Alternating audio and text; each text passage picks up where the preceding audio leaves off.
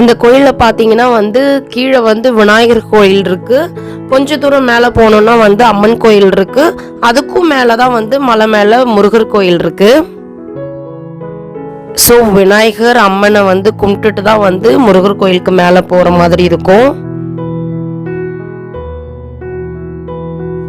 இங்கே மலை மேலே ஏறுற வழியில் பார்த்தீங்கன்னா நிறைய கடைகள் இருக்கு. எல்லா பொருளும் குழந்தைங்களுக்கு தேவையானது, பெரியவங்களுக்கு தேவையான வளையல், மணி எல்லாமே விற்கும்.